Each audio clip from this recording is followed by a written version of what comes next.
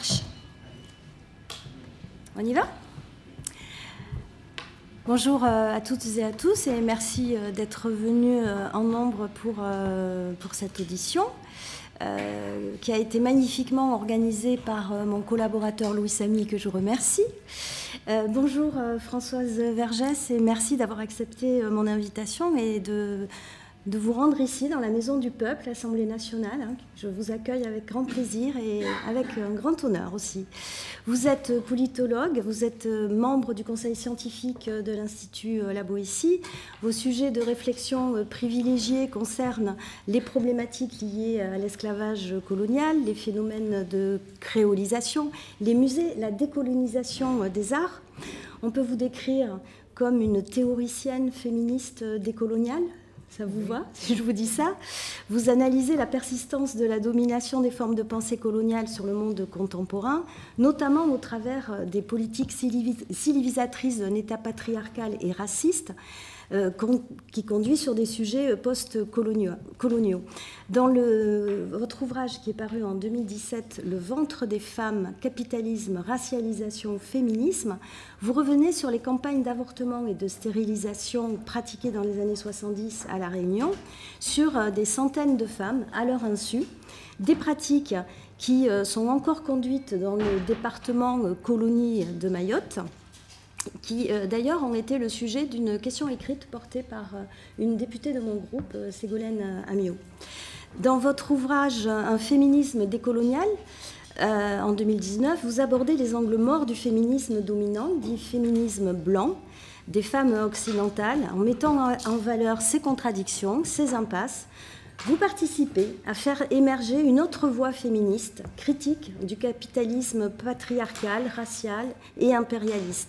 Vous n'hésitez pas à critiquer un certain féminisme civilisateur, c'est-à-dire qui s'est assigné une mission civilisatrice envers les femmes du Sud par la reproduction de formes de domination et d'exploitation. Cette posture pseudo-universaliste permet de rendre acceptables des politiques impérialistes fondamentalement réactionnaires avec des arguments faussement émancipateurs. En politique intérieure, elle justifie par exemple les politiques de stigmatisation raciste au nom des femmes. On pense immédiatement à l'obsession des élites françaises pour le voile islamique, les paniques autour du séparatisme concernant le port de l'abaya à l'école par exemple. Dans votre ouvrage « Une théorie féministe de la violence pour une politique antiraciste de la protection » qui est paru en 2020 et qui nous intéresse particulièrement aujourd'hui, vous interrogez la pertinence des critères des politiques de protection étatique des femmes comme des enfants. Partant du constat que les institutions répressives de l'État ciblent en priorité les populations les plus marginalisées, c'est-à-dire les paupérisées, les racisées, celles qui ont un statut administratif précaire, vous tentez de répondre aux questions suivantes. Comment comprendre la multiplication des mesures de protection des femmes alors qu'augmente la précarisation de celles des classes populaires et des communautés racisées? La protection doit-elle reposer sur un accroissement d'une répression socialement et racialement ciblée? Comment sortir du faux dilemme construit par un masculinisme niant ou justifiant l'expression de violences de masse et un féminisme libéral répondant aux violences de genre par la violence structurelle d'un État patriarcal et raciste? Comment mettre en œuvre une déracialisation et une dépatriarcalisation des politiques de répression? La gauche institutionnelle peut bégayer sur un certain nombre de sujets pénaux, comme le trafic de stupéfiants, la criminalité organisée, le terrorisme et désormais les violences envers les mineurs et surtout les violences de genre. Par facilité, elle peut se fourvoyer dans un féminisme carcéral.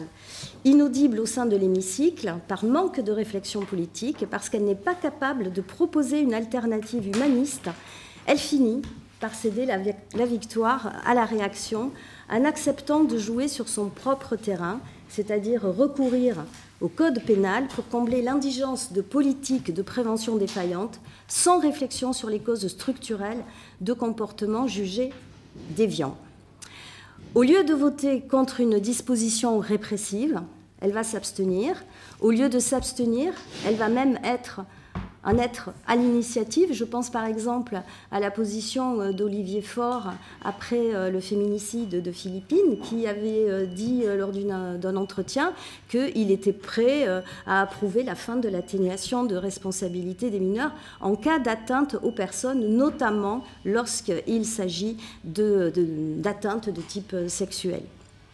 À côté des politiques de prévention et de prise en charge des victimes de violences, la loi cadre intégrale réclamée par une large partie du mouvement féministe contient un volet répressif dangereux. On invente la politique pénale éducative, préventive, dissuasive, et la dissuasion par la répression pénale ne fait pourtant pas partie du vocabulaire de notre famille politique. Nous ne connaissons pas ce vocabulaire, création de nouveaux délits, allongement des délais de prescription, création de circonstances aggravantes, etc. Alors que le phénomène de victimisation secondaire est amplement décrit par les juges, les sociologues, les psychologues, on présente le procès pénal comme le meilleur, sinon le seul, horizon politique souhaitable pour des victimes de violences. Ce réflexe marque un changement de paradigme pour la professeure Julie Klein, qui, je cite, en assignant à la justice un dessein thérapeutique qui lui est étranger. Ma présidente de groupe connaît très bien ma position par rapport à la redéfinition pénale du viol et de l'agression sexuelle qui conduit à l'extension du filet pénal. Ce texte entérine l'idée qu'on pourrait résoudre la question de ces violences de masse qui font système par l'accroissement de la réponse pénale ou qu'il y aurait des agressions sexuelles parce que la répression ne serait pas à la hauteur. Pour reprendre les mots de la sociologue et militante abolitionniste Gwenola Ricordo, la réduction du débat public à la question de la définition légale de ces agressions et des manquements supposés de cette dernière élude d'autres questions, à commencer par celle des rapports de pouvoir et du patriarcat. Se focaliser sur la question pénale n'écornera pas les raisons profondes pour lesquelles les viols existent. Ce réflexe renforce une répression sélective qui génère d'autres violences sans réparer ou réduire la part socialement ciblée de celles qui sont sanctionnées par l'État. Contre les réformes de l'administration pénitentiaire, qui propose sans cesse, vous le savez, de construire de nouvelles prisons, 15 000 et même 18 000, en fait on est arrivé jusqu'à 18 000, nous les députés insoumis et insoumises, nous martelons qu'un mécanisme pérenne de régulation carcérale doit être mis à l'ordre du jour. Cette inflation carcérale est le produit d'un large mouvement de surenchère pénale alimenté par le système médiatique et les élites réactionnaires de ce pays. Alors que la contre-révolution se développe à l'échelle planétaire, y compris en France, et c'est ce que vous expliquez à la fin de votre ouvrage, après le Covid, une gauche institutionnelle de rupture avec le néolibéralisme doit tenir bon. La déflation pénale et carcérale doit être mise à l'ordre du jour. La révision de l'échelle des peines, la dépénalisation de certaines infractions, la suppression de la comparution immédiate qui est une machine à enfermer les pauvres et les étrangers, la priorisation des peines de probation par rapport aux peines de prison, la priorisation du placement en milieu ouvert, le cas échéant. Voilà, ce sont autant de propositions que notre formation politique souhaite mettre en œuvre le jour où elle arrivera au pouvoir et pourra gouverner. Mais en attendant, votre réflexion nous est précieuse pour que nous puissions continuer ce combat dans l'hémicycle et à l'Assemblée nationale. Et donc, je vais maintenant vous laisser la parole et vous remercier encore de votre présence. Bonjour, merci beaucoup pour cette introduction. Effectivement, j'ai écrit ce livre en 2020 parce que je voulais réagir contre un féminisme punitif et carcéral qui venait de la gauche. La droite, je ne suis pas étonnée quand il y a des demandes de répression. Mais justement, le fait qu'il y a un féminisme de gauche qui nourrit depuis plusieurs années un féminisme de punition. Donc c'est ça qui m'intéressait. Et dans lequel la violence structurelle du capitalisme raciste et néolibéral est souvent absente. Je ne vais pas revenir sur le livre, mais j'ai par contre lu avec attention le texte de la coalition, là, qui rassemble un nombre important, impressionnant d'associations, de syndicats et de collectifs, l'Amicale du Nid, l'Assemblée des femmes, la Fédération nationale contre les mutilations sexuelles et le mariage forcé, c'est très intéressant ça, le FSU, Oser le féminisme, le planning familial, l'Union syndicale solidaire, enfin il y en a vraiment énormément. Donc j'ai lu vraiment avec attention leurs 140 propositions, parce qu'il faut toujours savoir de quoi il est question. Et le vocabulaire est celui vraiment d'une situation dramatique. On vous montre, c'est dramatique, c'est tragique. 88% des victimes de violences sont des femmes, 60% des victimes ont moins de 25 ans, toutes les 3 minutes un enfant est victime d'inceste, de viol ou d'agression sexuelle, et évidemment ce sont les hommes qui sont surreprésentés parmi les mises en cause, 97% d'hommes. Alors quand on lit cela, évidemment s'ajoute ce qu'on voit dans les médias chaque jour, le procès des violeurs de Gisèle Pelicot, les témoignages d'Adèle Haenel ou de Judy Godrèche ou d'autres victimes sur le viol et les abus dans le monde du cinéma, les cas de féminicide, les humiliations sexuelles. Donc on a vraiment l'impression effectivement d'une situation tragique.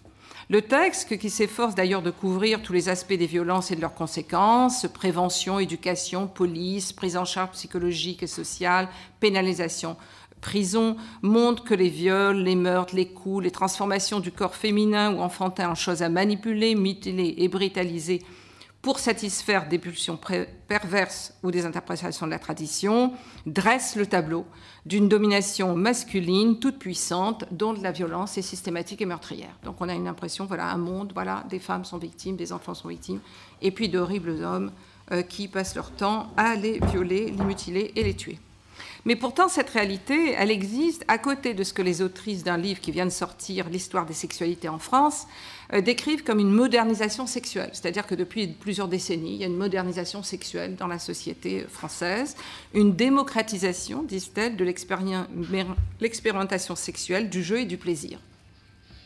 Elle souligne la place que le sexe a pris dans nos vies et nos cultures, avec, je cite, un rapport assez déraisonnable ou obsessionnel à la sexualité, qui devient le nouveau Graal contemporain.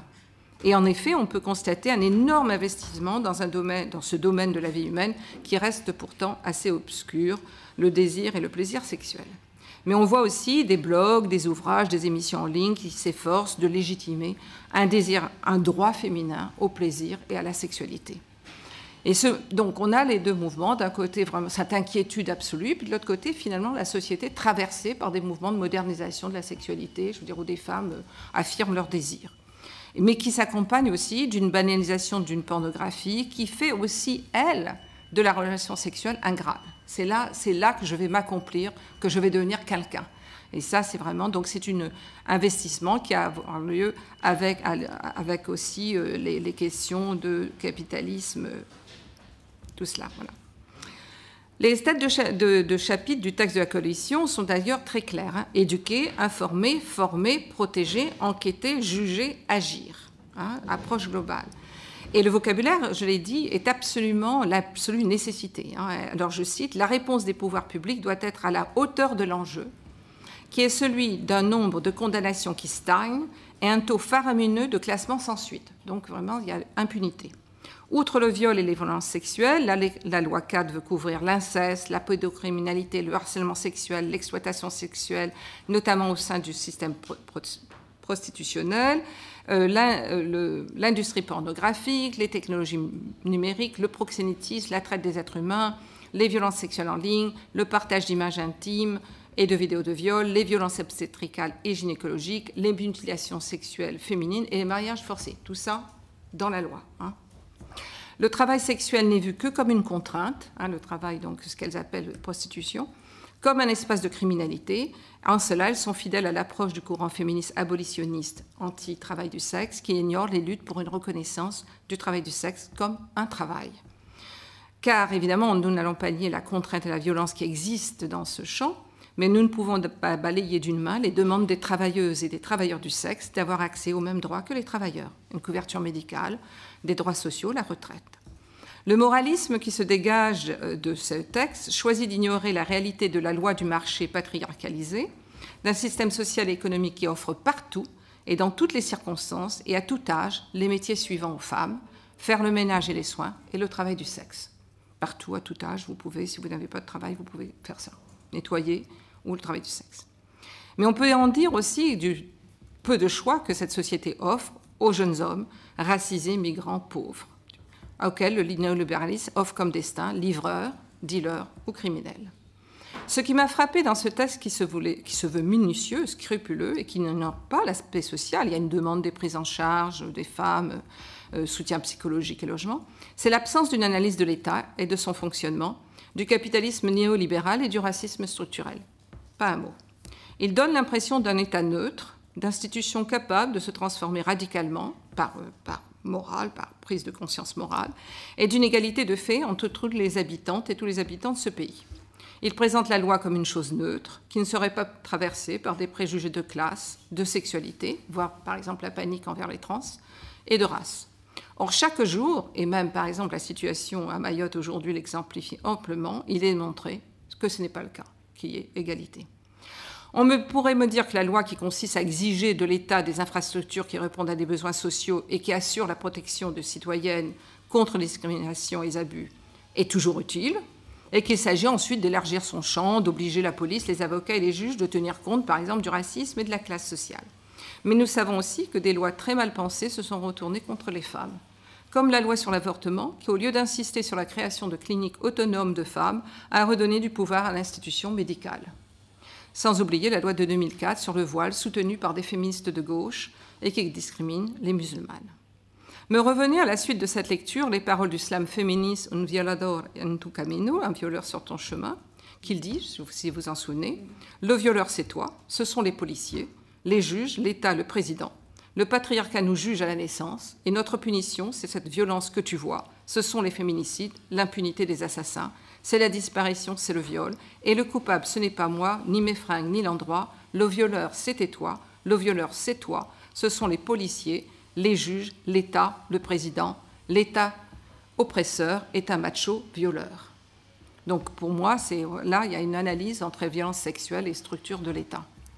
Donc pourquoi des féministes, très souvent à gauche, prônent-elles le recours, et puis des hommes de gauche aussi, prônent-elles le recours à l'État et à ses institutions pour protéger les femmes? Pourquoi la prison leur semble-t-elle la solution? Pourquoi réclament-elles des peines lourdes? Par exemple, dans le cadre, il y a une demande qui dit « Nous proposons des mesures pour adapter le quantum de la peine à la gravité des actes commis. » Donc voilà, punissez un peu plus.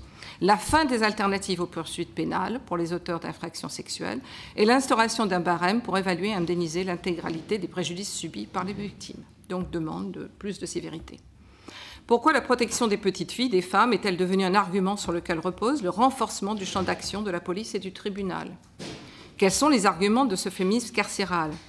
Comment expliquer la multiplication des mesures et des lois de protection des femmes alors qu'augmente la précarisation et la fragilisation des femmes des classes populaires et des communautés racisées? Pourquoi des féministes, dans un contexte de militarisation accélérée de l'espace public, souhaitent-elles donner un plus grand pouvoir à une police raciste qui n'est jamais revenue sur son rôle dans l'antisémitisme et la répression coloniale? Qui sont ces femmes que l'État patriarcal protégerait? Comment expliquer la différenciation faite par l'État entre les enfants qui ont le droit à une enfance protégée et ceux qui n'ont pas droit? Parce que quand ces femmes parlent des enfants, ces féministes, c'est comme si tous les enfants étaient les mêmes. Il y a des enfants qui naissent qui n'ont pas droit à l'enfance, puis d'autres qui ont le droit à l'enfance. Quel est le rôle de l'État mâle violeur dans la reproduction des violences contre les femmes? Qu'est-ce qu'une politique féministe décoloniale antiraciste? Quel serait son contenu? Quelle est la protection? Doit-elle être basée sur la répression? Pour avoir des espaces où circuler librement, faut-il multiplier les mesures de protection militarisées? Les murs, les frontières, la surveillance, les caméras, le pouvoir accru à donner à la police, la libéralisation du droit d'utiliser la force armée, ou de faire toutes ces choses. Et on sait que les villes dans lesquelles nous vivons, Paris est une ville où il n'y a pas une liberté de circuler.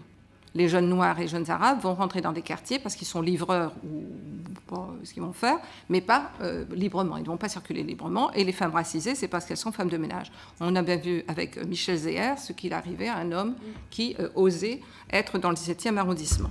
Il a failli y perdre la vie.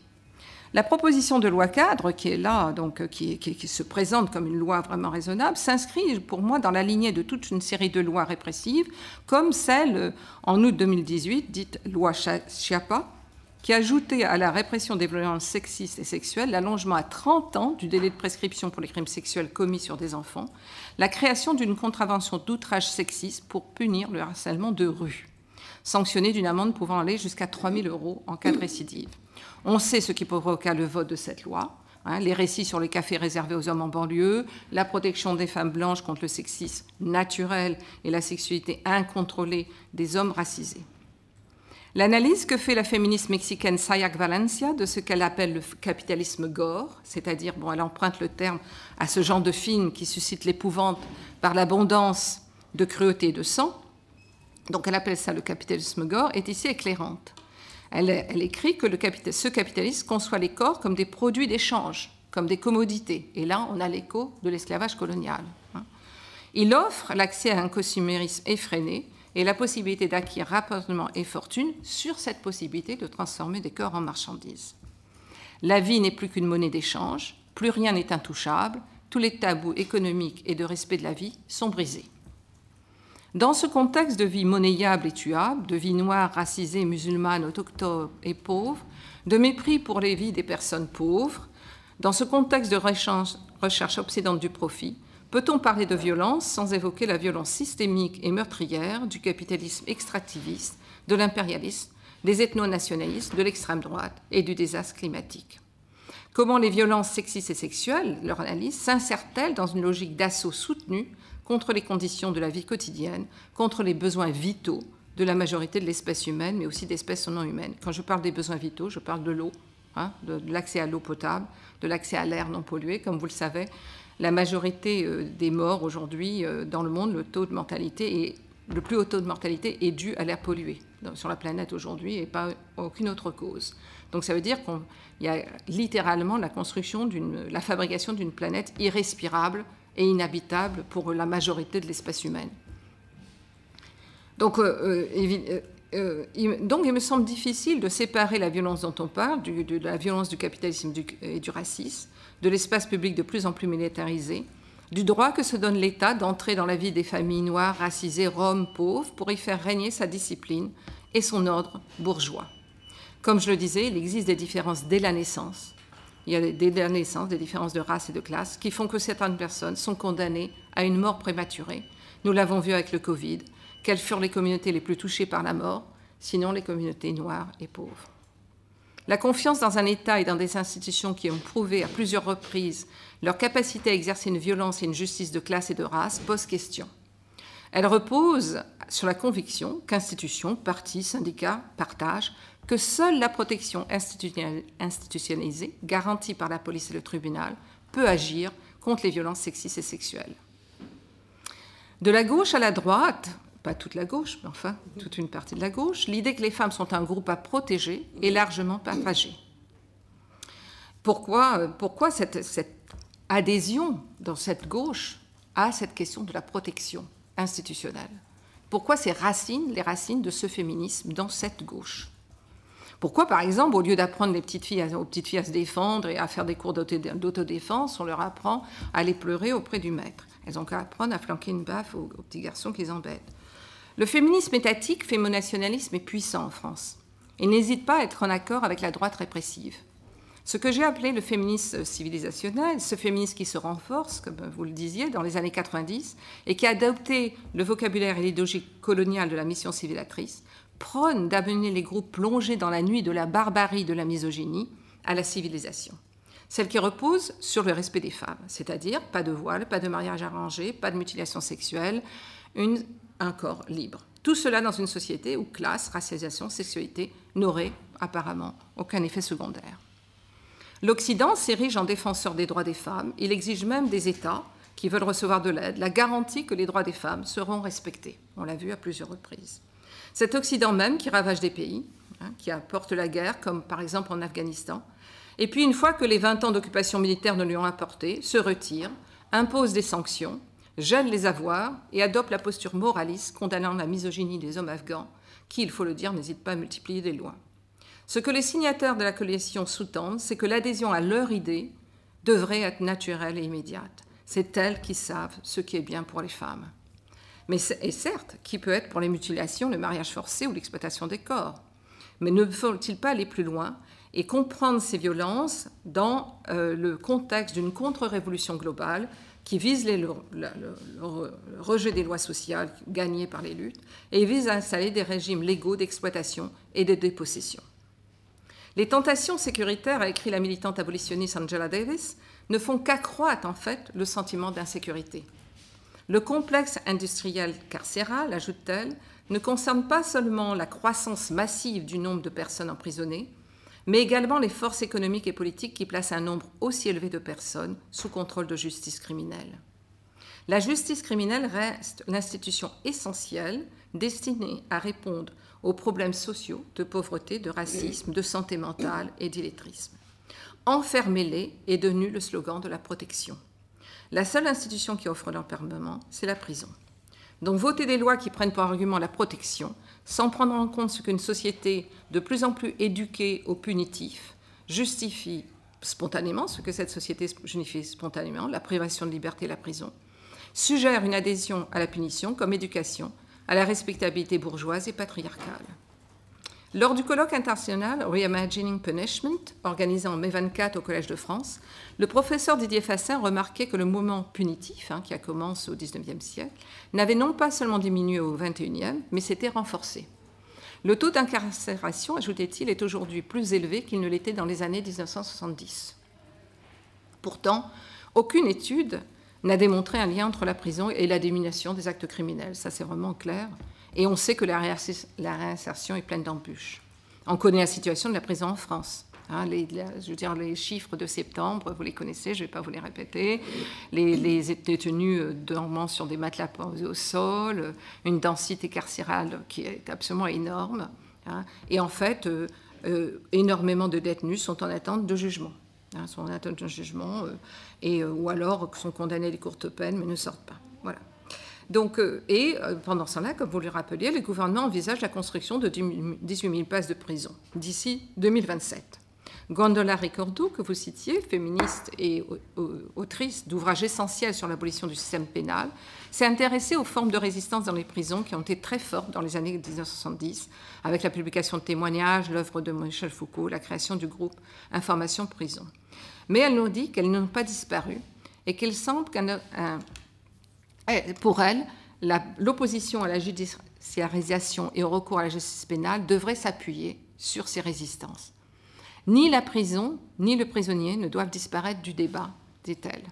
On ne peut avoir la victime, la police et le juge d'un côté, et de l'autre une figure invisible, présentée essentiellement comme criminelle. Ricardo fait remarquer que l'incarcération d'une personne affecte toute une communauté autour d'elle. Elle n'est pas la seule, mais enfin, la famille, les enfants, les amis, les collègues.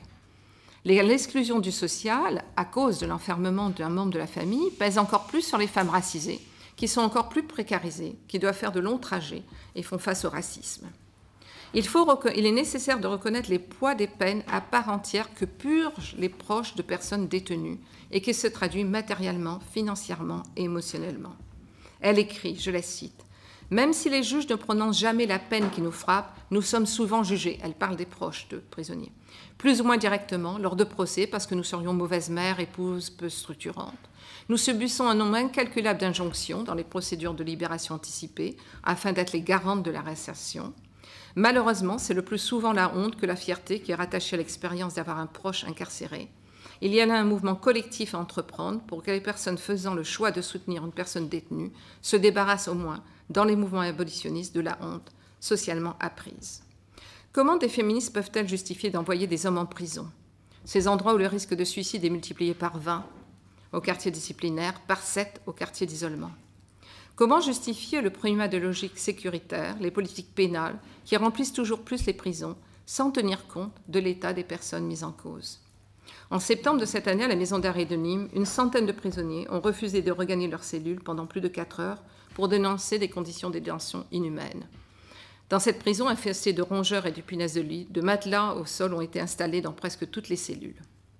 Le 28 septembre, une mutinerie avec prise d'otages éclatait au quartier centre de détention de Majicavo, à Mayotte, où la surpopulation chronique atteint 267%. En réponse, l'ancien garde des Sceaux, Éric Dupond-Moretti, annonçait en 2022 la construction d'une nouvelle prison sur cette île qui est elle-même une prison, où la chasse aux migrants nourrit le racisme et le soutien au Rassemblement national. D'ailleurs, pas un mot sur les prisonniers à la suite du cyclone Chido. On ne sait pas dans quelle situation ils sont, parce que de toute façon, les prisonniers, ça n'existe pas. Dans les Outre-mer, la densité carcérale était de 127% en mai 23. Et on sait que la prison dans les Outre-mer est totalement liée à la question de la répression de l'esclavage. Les premières prisons qui sont construites sont pour y mettre les esclaves qui se sont enfuis. Si la colère envers l'impunité dont bénéficient les violences sexuelles peut se comprendre, une analyse qui n'est pas croisée avec des données sur la prison et sur la punition et qui ne tient pas compte des inégalités de classe, de race et de territoire semble détachée d'une analyse politique. Et la question « qui est punissable ?» ne se pose pas. J'étais d'ailleurs frappée à la suite du procès autour de Dominique Pellicot qu'il y ait ces affiches partout dans Avignon « 20 ans pour tous », 20 ans pour chaque inculpé. Et que ce soit comme ça, penser que 20 ans, demander 20 ans de prison pour chacun soit tout à fait légitime et que ce soit même une revendication féministe. Je me dis, mais ces femmes n'ont jamais mis un pied dans une prison. L'État patriarcal, complice et soutien fidèle du capitalisme et de l'impérialisme, joue un rôle dans l'organisation et la perpétuation de la violence contre les femmes, pauvres et racisées. Dans plusieurs pays, le patriarcat néoconservateur et néolibéral au pouvoir rétablit ou vote des lois qui s'opposent aux droits des femmes, que ce soit dans leur vie personnelle ou dans le monde du travail. Il entretient et encourage aussi la haine contre les minorités, les trans, les queers, les travailleuses et travailleurs du sexe. Macho violeur, il protège les puissants. Complice du capitalisme néolibéral, il attaque les droits sociaux. Son économie conduit à l'épuisement des corps, de la terre, pour le bénéfice de quelques-uns. Dans un contexte où la violence est devenue une manière de gouverner, un mode d'organisation sociale revendiqué, où des enfants se suicident dans les camps de réfugiés, où le viol, qui a toujours été une arme de domination, est une arme sanctionnée par l'État aux mains de la police, un monde de racisme systémique où des femmes et des hommes et des enfants fuyant des zones de guerre et des conditions économiques produites par les lois économiques occidentales sont refoulés, condamnés à vivre dans des conditions abjectes, un monde de féminicide, de précarisation des plus faibles, un féminisme qui se dit décolonial et antiraciste se doit de faire le lien entre ces divers éléments pour proposer un terrain de lutte contre la violence. C'est en tenant tous les fils qu'il peut élaborer des politiques de protection décoloniale antiracistes. La notion de consentement, qui est devenue centrale, vous le savez, pour la lutter contre les violences sexuelles. Il y a eu donc un vote en Espagne d'une loi sur le consentement, qui a suscité d'ailleurs de vifs débats chez les féministes. Et il est intéressant de les connaître pour voir comment, en France, répondre aussi à cette question du consentement. À ce sujet, je recommande vivement la lecture de l'ouvrage de la féministe espagnole Clara Serra, dont la traduction en français sous le titre « La doctrine du consentement » va bientôt paraître aux éditions La Fabrique. Claudia Serra fait une analyse critique du consentement et met à jour comment cette notion, apparemment utile, a des limites. Elle rappelle d'ailleurs que la notion n'est pas nouvelle, que les législations modernes des États démocratiques l'ont introduite depuis longtemps, dans la conception même de la démocratie, dans l'idée que la liberté et la volonté individuelle sont des principes permettant de déterminer ce que l'État peut autoriser en matière de sexualité. Claudia Serra note cependant l'hégémonie grandissante de nouvelles doctrines du consentement affirmatif, une hégémonie qui génère la fiction selon laquelle la doctrine anglo-saxonne du consentement, qui n'est qu'une manière particulière de la penser, serait la seule qui existe. L'enjeu est de nous réapproprier, dit-elle, une tradition qui n'est pas exclusivement libérale, pour nous interroger sur les conditions matérielles de possibilité de la liberté. Et de ne pas ignorer que dans certaines circonstances, il ne s'agit plus de voir si une femme a donné des signes clairs de consentement, parce qu'il s'agit de voir, insiste-t-elle, c'est ce qu'un homme a fait en sorte que ce soit matériellement impossible. On connaît le slogan « céder n'est pas consentir ». Et dès lors, comment prouver qu'alors que j'ai cédé, et que cela peut être pris comme un consentement, en fait, je ne consentais pas. J'étais dans une situation où je cède, mais ne consens pas. La philosophe Geneviève Fraisse a bien énoncé ce paradoxe dans un texte en 2007, où elle décrivait, je cite, « Le consentement semble un mot simple, une notion transparente, une belle abstraction de la volonté humaine. Il est pourtant obscur et épais, comme l'ombre et la chair de tout individu singulier. » Pour Claudia Serra, le discours officiel, qui proclame que, je cite, « le consentement est un concept évident », il invoque sa clarté, son absolue simplicité, son indiscutabilité. C'est justement cette clarté décrétée qui doit nous rendre méfiants. Elle ajoute qu'il est possible que face au néolibéralisme sécuritaire, il nous faille revendiquer le fait que notre liberté sexuelle consiste justement à pouvoir assumer le risque qu'implique toute relation sociale. Le consentement doit permettre de délimiter la violence, mais pas de nous préserver de tout risque, et encore moins, au nom de notre protection, de nous protéger du risque de nos désirs. La contractualisation des relations s'appuie sur l'idée que l'individu disposerait à tout moment de sa pleine autonomie, qu'une égalité entre deux personnes existe de fait, tout simplement parce que ce sont deux individus face à face. Donc on est là, ça c'est sur le consentement. Là, je voudrais un peu parler, parce qu'on m'avait demandé de dire qu'est-ce qu'on peut faire, sur la justice restaurative. Mise en vigueur en 2014 en France, la justice restaurative, appelée aussi restauratrice ou réparatrice, est gratuite et complémentaire de la justice pénale. Elle offre un espace confidentiel, sécurisé et volontaire, de parole et d'échange sur les ressentis, les émotions et les attentes de toutes les personnes concernées par l'infraction et ses répercussions. Elle consiste à faire dialoguer, avec l'aide d'un médiateur neutre et formé, une victime et l'auteur ou l'autrice d'une infraction, d'un crime. Elle vise la reconstruction de la victime, la responsabilisation de l'auteur de l'infraction et sa réintégration dans la société. Mais une étude sous la direction de Delphine Griveaux et de Sandrine Lefrance, publiée en mai 2024 et intitulée « Pratiques et effets de la justice restaurative en France », offre des conclusions mitigées, essentiellement à cause de la manière dont la justice reste abordée en France, c'est-à-dire de manière punitive. Les auteurs de cette étude soulignent, je cite, que la justice suscite de fortes attentes d'égalité et d'impartialité, mais aussi d'écoute, d'empathie, de prise en considération des personnes dans leur singularité. Donc les gens demandent à être considérés, ce qui fonde son autorité éducative. Cette attente de care est particulièrement exprimée par les personnes interviewées qui pointent du doigt, je cite, des normes qu'on nous impose, le fait que la loi tend à oublier le côté humain, le système judiciaire est jugé froid, peu empathique, voire maltraitant. Il manque de proximité. Pour les auteurs, je cite, « Force est de constater que dans la plupart des pays où elle se déploie aujourd'hui, la perspective maximaliste est de mise et qu'elle n'a pas permis d'opérer de rupture particulière avec le système pénal existant, ni d'en modérer réellement les logiques préexistantes. Tout au plus représente-t-elle alors un supplément d'âme à la justice pénale. En témoigne, ajoute-t-elle, la concomitance de son développement en France avec la période la plus répressive de l'histoire récente en temps de paix en France, marquée en outre par l'empilement de mesures sécuritaires et répressives et un taux d'incarcération toujours plus important. Ce qui nous intéresse ici aussi, d'ailleurs, puisqu'il s'agit de violences, on parle de cette question de féminisme pénal, c'est la surreprésentation des violences sexuelles et des violences conjugales dans la justice restauratrice. C'est-à-dire le besoin, le désir quand même de raccommoder les choses plutôt que... Près de la moitié des faits traités en justice restaurative aujourd'hui relèvent de ces deux catégories, c'est-à-dire des violences fondées sur leur genre. Leur conclusion peut nous intéresser ici. Elles disent « Dans le droit pénal, comme dans la justice restaurative, la dimension structurelle et collective des violences n'est jamais discutée et travaillée en tant que telle. La dimension systémique du problème reste éludée. » C'est ce que je voyais aussi dans les 140 propositions. Pour œuvrer à la paix sociale, ajoute-t-elle, notamment elle parle de la circulaire de mars 2017, et je cite, « La justice restaurative s'appuie sur le présupposé suivant. En changeant, en éduquant les individus un par un, une par une, on change la société dans son ensemble. En réalité, ce changement, étroitement lié à une dynamique de groupe, a toutes les chances de ne pas résister au retour à la vie réelle, hors du dispositif. Et ce lien mécanique tissé par une main invisible n'est absolument pas prouvé. Nous revenons ici à la conception néolibérale de l'individu, même dans cette justice, donc restauratrice. Donc, que faire ? Que faire ? Alors, on nous parle de réclamer l'éducation sexuelle à l'école. Mais comment ? Et puis, qu'est-ce qu'on appelle l'éducation sexuelle par qui ?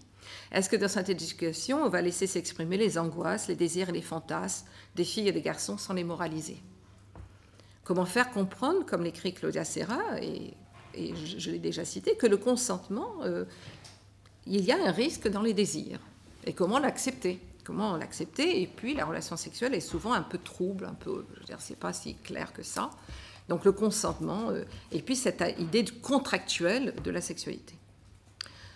Je pense qu'il faut combattre le racisme et l'islamophobie qui sont toujours derrière ces lois. Et la logique de marchandisation des corps. De penser que le corps est en dehors de ce corps violé, hein, qui est effectivement dans une... et qui est très souvent d'ailleurs, comme on le sait, le plus souvent de proches, et très rarement dans la rue ou dans un parking public, de marchandisation des corps, c'est-à-dire effectivement que le corps est inchangeable, est une monnaie d'échange. De même, par exemple, dans ces 140 propositions, je n'ai vu nulle part la possibilité de créer de réelles structures d'accueil pour les femmes qui quitteraient leur compagnon, leur père, leur époux, leur frère. C'est toujours un refuge, qui est toujours donc temporaire et partiel. Je veux dire, une femme, avec ses enfants, elle pourrait peut-être avoir un besoin d'1 an et demi, tranquille, sans travailler nécessairement, pouvoir envoyer ses enfants à l'école, s'échauffer, tout ça, pour se reconstruire, pour utiliser ce terme. Ça n'existe pas. Ça n'existe absolument pas. Il faut les remettre, il y a un recyclage aussitôt. Donc on est quand même dans un pays où il n'est absolument pas question que finalement qu'il y ait une réelle protection des femmes. Il n'y en est pas question. Ce dont il est question, c'est de discipliner les personnes. Tout cela peut vous paraître abstrait et vous avez sans doute besoin de propositions tangibles à opposer à celles de la droite et de féministes civilisatrices qui sont parfois dans vos rangs. Mais ce n'est pas vraiment mon rôle. Tout ce que je peux suggérer, c'est d'écouter les victimes et leurs proches, mais aussi les accusés et leurs proches, de refuser le recours systématique à la prison, de faire comprendre ce que c'est que la prison, d'encourager la diffusion publique de rapports sur la prison, que le public, comme dans les années 70, soit confronté à cette réalité, de déconstruire pierre par pierre la tendance au punitif dans cette société. La conception du loi ne peut s'exclure de ce contexte. Cela n'a jamais été possible, ça l'est encore moins. Il faut imposer une analyse qui tire tous les fils, intersectionnelle si l'on veut, mais bon, ça peut être dit très concrètement. Quand on lit les commentaires parfois sur les réseaux sociaux à la suite d'événements de crimes, de viols, on voit à quel point le punitif attire, le punitif rassure, console, si on pouvait au moins faire disparaître. L'accumulation de lois répressives en France, la loi sur le séparatisme, la loi sur le terrorisme, la loi sur l'immigration, la criminalisation de militantes et de militants écologiques pro-Palestine, la banalisation de discours racistes, par exemple Bruno Retailleau, à peine arrivé à Mayotte, qui parle de profiter de la catastrophe humaine pour expulser les illégaux. C'est-à-dire les gens n'ont même pas d'eau, ils n'ont pas de nourriture, nous alerte sur l'installation d'un régime de surveillance et de police accrue. Devrions-nous rappeler l'ouvrage de Michel Foucault, Surveiller et punir, naissance de la prison, où il a analysé, je cite, tout un ensemble de procédures pour quadriller, contrôler, mesurer, dresser les individus, les rendre à la fois dociles et utiles. Surveillance, exercice, manœuvre, notation, rang et place, classement, toute une manière d'assujettir les corps, de maîtriser les multiplicités humaines et de manipuler les forces se développe. Dans les hôpitaux, à l'armée, dans les écoles, les collèges, les ateliers, la discipline. La prison est à replacer dans la formation de cette société de surveillance. Face à la demande d'une autre loi punitive, souvenons-nous aussi des peines extrêmement lourdes prises par les tribunaux contre les jeunes de banlieue arrêtés lors des soulèvements de protestation à la mort de Naël. Ce sont toujours les racisés et les pauvres qui sont condamnables et condamnés. Faisons en sorte qu'aucune loi n'autorise encore plus cette possibilité. Merci. Merci à vous. Wow. Merci beaucoup. Voilà.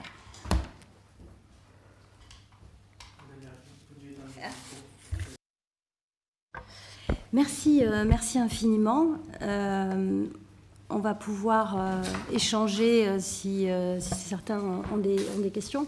Moi, je vous remercie de finir par ces mots qui me renvoient à cette image que vous évoquez aussi dans votre livre et qui, moi, me hante encore certaines nuits. Cette image des lycéens à genoux au lycée Mantes-la-Jolie et le commentaire qu'en faisait Ségolène Royal, ça ne leur a pas fait de mal. Ouais, on est toujours dans cet esprit-là, parce que je crois que pour beaucoup de gens, la justice, c'est la vengeance, en fait. On doit être un peu vengé. on cherche une vengeance. Et tant que la justice n'a pas condamné, n'a pas emprisonné, eh bien, on n'est pas reconnu. Merci. On n'est pas reconnu comme victime. Alors, j'imagine votre réponse, mais je vous la pose quand même. Vous savez qu'on va avoir à la rentrée une proposition de loi, une proposition de texte de la députée Aurore Berger, qui va pas dans le bon sens, puisqu'elle prévoit d'introduire l'imprescriptibilité des infractions sexuelles sur mineurs en matière civile. Pour après ensuite aller sur le pénal. Elle allonge les mécanismes de prescription pour les infractions sexuelles commises sur les majeurs. Elle introduit dans le code pénal la notion de contrôle coercitif en matière de violence conjugale dans un contexte de surenchère pénale. Donc nous, notre quotidien, Françoise Vergès, c'est celui-là, c'est d'être confronté à ce genre de texte. Et je sais que mon groupe va réfléchir à cette proposition qui a toujours été quand même à l'opposé de ce que nous proposons, notamment sur l'imprescriptibilité, qui n'est normalement prévue que pour les crimes contre l'humanité. Ces lois sont des... d'une part, effectivement, il y a une espèce de panique morale. Et puis Aurore Berger qui s'institue en défenseuse des femmes. Mais ce sont des lois qui sont là parce que, si vous voulez, il y a quelque chose dans ce féminisme, dans cette protection des femmes, qui veut faire consensus. Parce que les femmes sont fragiles, et puis, je veux dire, il y a des tas d'histoires, tout ça, même si, en fait, il y a moins de crimes. Mais les crimes sont dans les familles, très souvent. Donc, évidemment, on n'est pas question de parler de la famille patriarcale, il n'est pas question de parler de la propriété privée, il n'est pas question de parler de ça. Donc, on parle de violence contre les femmes, quelque chose comme ça. Et donc, on repose là-dessus, et avec, évidemment, l'horreur qu'on peut ressentir à la lecture de toutes ces choses. Et on s'appuie là-dessus pour, évidemment, la loi répressive comme réponse. Ça a toujours été l'attitude de la droite, de cette morale bourgeoise de discipliner. Ça a toujours été ça, ça a toujours absolument été ça, je dirais. Et alors, il y a cette séparation entre la femme respectable qui va faire en sorte qui est comme il faut, et puis celle qui va peut-être s'attirer des ennuis. Alors celle-là, on va la discipliner, mais on va punir aussi ceux qui lui ont fait des ennuis. Donc il y aura une double peine, parce qu'elle sera quand même pas très considérée. Je veux dire, tout le monde n'est pas Gisèle Pellicot, hein, tout le monde n'est pas dans la victime parfaite. Je veux dire, et il y en a beaucoup. Il y a beaucoup de femmes qui ne veulent pas porter plainte de cette manière, pas seulement parce qu'elles sont mal reçues par la police, mais parce qu'elles ne veulent pas non plus porter cette histoire, être associées à cette histoire. Donc, ce que veut Aurore Berger, elle est dans cette lignée de la transparence absolue, je veux dire, où le jugement, tout doit être transparent. Et donc, les personnes occupent des places, des clichés, quoi. Je veux dire, donc la femme victime innocente, l'homme horrible. Je veux dire, c'est absolument contre toute analyse sociologique et anthropologique de la société. Mais ça, c'est vraiment la droite. Alors, qu'est-ce que la gauche fait par rapport à... C'est une proposition de loi transpartisane. Hein. Bah, ça m'étonne pas. Hein. Je veux dire, la loi sur le voile aussi a été transpartisane. Comme tout à l'heure, ça fait consensus aujourd'hui. Il y a en France, je l'ai dit, il y a en France un féminisme de gauche quand même, en l'appelant de gauche, parce qu'il ne vient pas de l'extrême droite, hein, il vient pas ou de la droite Ciotti, qui est vraiment punitif, qui est un féminisme d'ordre, qui est un féminisme de discipline. Et c'est difficile, parce qu'évidemment, on dit féminisme, on pense tout de suite que ça va être progressif, que ça va être... je veux dire que ça va aller dans le sens de la justice et de l'égalité. Non, il y a toujours eu un féminisme punitif et répressif. C'est ça qu'il faut mettre à jour. C'est difficile parce qu'évidemment, quand vous dites ça, mais c'est horrible, toutes les femmes toutes les féministes sont des féministes. Non, toutes les féministes ne sont pas les mêmes féministes. Et ça, c'est très fort en France. Moi, le nombre de fois où je suis accusée de je sais pas quoi, de toutes les choses, parce que justement, je ne défendrai pas une sororité qui serait là, évidente et naturelle. Mais moi, je ne suis pas la sœur de Marine Le Pen. Hein. Je veux dire... Il n'y a pas question, je sais pas, moi, c'est ces abstractions. Angela Davis dans... oui, sur la fille de Reagan. Qui participait à la conférence des mondiale oui. des femmes, c'est ça. Mais disait, oui, elle ne me représente pas, elle devait représenter les États-unis. Elle ne me représente pas. Oui, elle ne représentait pas des tas de femmes. Non, c'est vraiment Aurore Berger. Je veux dire, il y a quelque chose à vraiment mettre à jour. Et je sais, bon, c'est pas votre rôle, mais c'est le rôle de chercheuse et de celle qui écrit, de mettre à jour les racines de ce féminisme en France, qu'il soit plus clair, qu'on le voit plus clairement, qu'on puisse le qualifier plus clairement. Parce que sinon, on est prise dans le piège. Mais alors, vous n'êtes pas féministe, alors vous ne voulez pas défendre les femmes, alors là, évidemment, vous êtes complice. Et voilà, quand j'ai sorti ce livre, une des questions très souvent, mais alors, l'assassin de la petite fille de 4 ans qui a été violée, assassinée, alors vous allez le laisser dehors. Enfin, je veux dire, des questions, mais totalement absurdes, parce que ça rassure et ça empêche, parce qu'on ça fait de sorte qu'on ne voit rien, quoi. Eh ben voilà, on va se satisfaire. Ça va être un produit. Et Aurore Berger, c'est certainement c'est une bourgeoise profondément au sens de classe, hein, je ne sais pas au sens de, et qui est de toute façon veut qu'effectivement envoyer certains hommes, certainement pas son mari ni son frère, en prison. Mais je veux dire, il faut aussi parler de la prison. Il faut absolument parler de la prison. On ne peut pas faire des lois comme ça sans qu'on parle de la prison. Je veux dire, c'est comme si on disait, ben, on va aller enfermer les gens, mais vous allez les enfermer où ? C'est quoi cet endroit où vous les enfermez, là ? Alors, ils vont disparaître de la vue, là. Mais vous les envoyez où ? Je veux dire, si vous ne les envoyez pas sur Mars, je ne sais pas quoi, vous les envoyez dans un endroit particulier qui s'appelle la prison. Et voilà ce que c'est que la prison. Il faut revenir aussi à ce que c'est que la prison, à ce que ça fait aux prisonniers, et ce que ça fait aux proches des prisonniers. De la même manière qu'il faut parler de la victime et des proches de la victime. Et en fait, et effectivement, de comment le système malmène autant la victime et ses proches que l'accusé et ses proches. Pas de la même manière, mais ça malmène. Le nombre des femmes qui disent « mais j'aurais préféré ne pas porter plainte.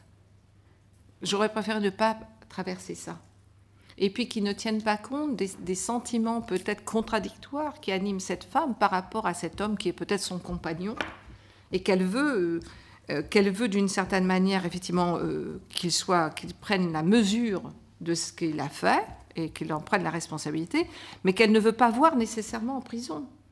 C'est-à-dire, il faut mettre ces féministes devant la réalité de la prison. Je veux dire, la prison est devenue comme ça, c'est un mot. Alors on va multiplier le nombre, mais on dirait qu'on envoie les gens à l'hôtel, mais on n'envoie pas les gens à l'hôtel. Hein, ça a été dit. Hein. Ben oui, c'est ça. Ouais. Non, mais c'est je veux dire, il faut absolument mettre ça à jour de l'incroyable cruauté de cette demande. Il faut revenir à toutes ces analyses qui ont été faites déjà dans les années 70, ou ce que des prisonniers aujourd'hui aussi dénoncent. Il y a quand même des journaux de prisonniers aujourd'hui, des témoignages, et aussi ce que ça fait aux femmes. Les femmes sont particulièrement victimes, les femmes de prisonniers sont particulièrement victimes de l'emprisonnement de leurs proches. Parce qu'il y a une manière oui, effectivement, on veut la punition, on veut punir parce qu'on est absolument indigné par le crime, mais on ne veut pas savoir ce que ça veut dire que la punition en question. On ne veut pas savoir. Et puis, de toute façon, on en punit un, mais il y en aura d'autres après. Je veux dire, ça ne change pas du tout la réalité structurelle. Et la prison produit la récidive. Et puis, la violence de cette société. D'un côté, on parle de ça, mais enfin, la violence qu'il y a contre les migrants tous les jours, les mineurs non accompagnés qui dorment dans la rue, tout ça. Je veux dire, mais on vit où ? On ne vit pas dans une société paisible. On ne vit pas dans une société paisible. Et cette manière mais c'est un féminisme qui, effectivement, résonne, mobilise, parce qu'il s'appuie sur une indignation et sur le fait que, particulièrement la violence sexiste et sexuelle, indigne, et à juste titre, et qu'on ne sait pas tellement quoi faire. Et qu'il y a une impunité, que cette impunité, elle était due à la complicité patriarcale et la complicité de classe, parce qu'il y a une question de classe, il y avait Il y en a pas mal qui, eux, il n'y avait pas de protection. Et qui, oui, c'est vraiment cette réponse par le punitif, qui ne donne rien. Je veux dire, par exemple, on sait bien aux États-Unis, c'est une société où il y a le plus grand nombre de prisonniers. C'est quand même pas une société paisible. C'est loin d'être une société paisible. C'est très, très loin d'être une société paisible. Et alors, il y a beaucoup moins en France, mais aux États-Unis, il y a aussi des formes de communauté, là, on pourrait appeler ça justice restaurative, mais au niveau de la communauté. On sait que le MeToo a été lancé par une femme africaine-américaine qui voulait que les jeunes filles victimes dans les quartiers, là, dans les quartiers pauvres, noirs, que les femmes les jeunes filles surtout, puissent venir parler de cela et de dire oui, moi aussi. Donc c'était pas du tout ce mouvement qui est arrivé ensuite, qu'on a connu surtout aux États-Unis puis ensuite en France. C'était parti de ces... Et alors comment c'est passé justement sur un autre... comment on peut expliquer ça? Ben parce que de toute façon, il y a souvent des luttes radicales et des luttes qui sont, comment dire, réappropriées. Oui, je ne sais pas récupérer, mais oui, réappropriées et individualisées. Individualisées. Alors que là, ce que faisait, comment elle s'appelle, Tana, son nom va me revenir, était vraiment des questions de collectif contre la pauvreté, contre la violence dans les quartiers noirs. Vous insistez dans votre livre sur justement la différence entre la réponse individuelle et la réponse collective. Oui. C'est peut-être ça aussi qu'il nous faut étudier et essayer mais on le voit même, parce que je disais sur la justice restaurative, il y a quelque chose du punitif en France dont il faut se détacher et voir quelles sont les racines de cette adhésion au punitif, au plus fort, et qui fait que voilà, même la justice restauratrice se trouve coincée par cette idéologie du punitif, qui fait que l'analyse systémique n'est pas faite. C'est un et un et un, et un par un, on va changer les choses. C'est-à-dire l'individualisme. Et puis la manière néolibérale d'aborder la question de la violence. Je suis bien d'accord avec vous sur le fait de... Quand on voit la réalité de la prison, ça change aussi complètement le regard. Moi je siège à la commission des lois, mais même sans siéger à la commission des lois, tous les députés peuvent, vous savez, exercer leur droit de visite des lieux de privation de liberté, et nous en emparons. Et je crois que quand on a visité des prisons comme celle, par exemple, qui est à côté de ma circonscription à Saint-Étienne, la prison de la Talaudière, donc j'ai fait plusieurs visites, non pas des visites de courtoisie, mais des visites longues de 4 heures, 5 heures, pour essayer aussi de discuter avec les détenus sur leurs conditions carcérales. Et j'en fais des rapports et j'essaie de les faire circuler justement pour que les gens comprennent quelle est la réalité de ces lieux. Je pense qu'effectivement, déjà, ça, c'est une prise de conscience, et aussi essayer de discuter avec les familles des détenus, parce qu'effectivement, je constate aussi ce que vous expliquez, c'est-à-dire que c'est un véritable séisme aussi pour les familles. Ça ne détruit pas que le détenu, ça détruit aussi tous ses proches. Voilà.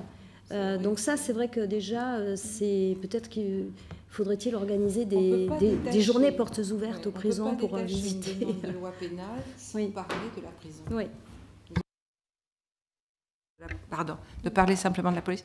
Il faut je veux dire, une loi pénale, ça va demander que des gens soient punis et enfermés. Enfermés où? Il faut qu'on aille jusque-là. On ne peut pas simplement, Aurore Berger, là, elle ne peut pas simplement dire on va élargir ceci et cela. D'accord, cocotte, mais je veux dire, la conséquence de ce que tu dis, c'est ça. Et donc, une paupérisation, c'est très souvent aussi des familles. Paupérisation des familles, stress des enfants, souvent échec scolaire des enfants. Enfin, je veux dire, ça touche énormément, très profondément. Donc, il faut en tenir compte. On ne peut pas parler de justice alors que, je veux dire, ce sont des pratiques qui sont des pratiques d'indignité et d'atteinte à la dignité des êtres humains. Même si ces personnes ont fait des choses absolument Et oui, trouve... pour beaucoup d'entre elles aussi, sont des gens qui attendent leur procès, donc oui. qui parfois en ressortent justement sans avoir été condamnés, et donc on fait de la prison pour rien, Oui. Et ont quand même été détruits. Oui, et puis de toute façon, la prison, on le sait, c'est énormément de petits délits. Énormément de petits délits, il y a très peu... je veux dire, la grosse majorité, c'est les petits délits. Donc des gens qui sont tout d'un coup privés, et puis avec, je veux dire, c'est quand même aussi... des lieux de racisme, des lieux de sexisme à l'intérieur, de violence. C'est quand même... Oui, c'est pas possible. Et comme je le disais aussi, c'est dans un climat de criminalisation du militantisme, c'est un climat de criminalisation. Je veux dire, il y a quand même... On est dans un contexte de criminalisation du militantisme de gauche. Évidemment, pas d'extrême droite, là ça va, mais de gauche et d'extrême gauche. Donc, on parle de loi dans un contexte qui est un contexte d'incarcération, d'augmentation de l'incarcération, d'augmentation de la surveillance, d'augmentation de la non-circulation, de la non-liberté de circulation pour beaucoup. Et au milieu de ça, on fait comme si on était dans un terrain neutre. C'est ça aussi. Donc, rappeler la réalité... Ces réalités est importante pour que ces discussions ne soient pas des discussions comme si elles étaient neutres et comme il s'agissait simplement de la protection avec laquelle tout le monde va être d'accord. Je veux dire, on va pas être contre la protection des enfants et des femmes, mais aussi qui protège les hommes, qui protège les jeunes hommes noirs et les jeunes hommes arabes, les jeunes hommes roms, les jeunes filles roms, qui les protège. Donc, les femmes qu'on protège, c'est de toute façon, il y a aussi un sous-entendu de respectabilité. Je veux dire, elle doit être respectable. Si elle ne l'est pas, elle ne mérite pas non plus la protection. La protection n'est pas accordée de manière... on sait bien, le soupçon tout de suite pesé sur la jeune fille qui, pourquoi elle est sortie à 3h du matin et en plus, elle avait un peu trop bu, mais elle a le droit de boire. Elle a le droit de boire, elle a le droit de sortir jusqu'à 3h du matin. Et ça a été très fort aussi chez les féministes aux États-Unis, les féministes noires, c'est-à-dire de lutter contre le fait que la victime doit être innocente selon les normes de l'innocence. Voilà. C'est pas parce que, je sais pas, cette fille a volé ou même, je sais pas, moi, a dragué des mecs dans un bar parce qu'elle avait envie de ça, qu'elle mérite, qu'il faudrait la transformer en jeune fille respectable pour que le crime soit réellement, donc, vraiment un crime. Il faut aussi, ça fait partie des choses, il faut se battre contre le cadre de l'innocence posé par la respectabilité bourgeoise. Des questions ? Daniel ? Oui, j'avais 2 interrogations. Alors peut-être que vous avez eu l'occasion d'en parler quand je me suis absentée, mais j'aimerais bien revenir sur le premier point concernant la question de la sanction et de la répression. C'est plus une appréhension un peu philosophique du point de vue de gauche. Comment envisager la nécessité de sanctions et de répression sans pour autant que répression signifie incarcération. Et c'est tout le travail qu'on fait sur les alternatives à l'incarcération, mais d'assumer le fait que comment appliquer des sanctions et réprimer des délits, des infractions, etc., en tenant compte du cadre des inégalités et des oppressions et est-ce que c'est possible à tenir comme positionnement en maintenant justement nos principes humanistes, antiracistes, etc. Donc le principe même de la sanction, y compris en sachant que les populations qui vont être le plus sanctionnées vont être celles qui sont par ailleurs précaires, vulnérables et criminalisées. Mais je pense que c'est une question aussi qui, par rapport au développement sur la critique d'un certain féminisme, qui se pose aussi, pas simplement sur la question de l'incarcération, mais par exemple, quand nous on défend le fait d'avoir une meilleure police, en sachant que une meilleure police, ça veut dire aussi une meilleure police qui va intervenir sur les infractions commises notamment par des populations qui sont criminalisées, etc.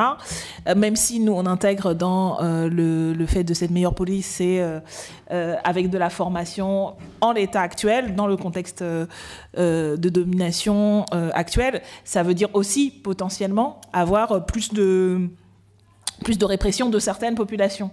Donc voilà, c'est aller un peu loin sur la question de, en fait, comment la société, comment on appréhende, voilà, la question de la sanction de délits de manière générale dans une société, sans avoir recours, en contrecarrant les biais racistes, sexistes, etc. qui existent. Et mon deuxième questionnement, c'était sur l'interpellation des mouvements féministes, puisque était évoqué le cadre, le collectif très large qui porte la loi intégrale. Et il y a quand même des associations et des collectifs qui ont plutôt une approche anticarcérale. Alors, je ne sais pas du coup quelle a pu être la teneur des discussions dans l'élaboration de cette loi intégrale, mais je me posais la question s'il y avait eu ou il y avait connaissance de débats qui existaient. Moi, je sais par exemple que, bon, c'est une figure, mais comme elle a l'initiative, quelqu'un comme Caroline Dehaas de mouvements comme Oser le féministe et Nous Toutes, elle a plutôt défendu une position anticarcérale. Je me rappelle aussi dans ce qui était évoqué, la loi Chiappa, on s'était mobilisé contre, et quand même un certain nombre d'associations avaient été aussi contre le texte. Donc voilà, je voudrais savoir l'état des débats, parce qu'il y a cette loi cadre avec ce qu'elle contient et sur lesquels on sera... on est critique, mais est-ce qu'il existe aussi justement ce débat-là, cette critique-là portée, et dans quel cadre c'est possible de la porter ou pas, ou c'est vraiment quelque chose qui est tabou, ou qui a pas de place dans le mouvement féministe, quoi. Merci.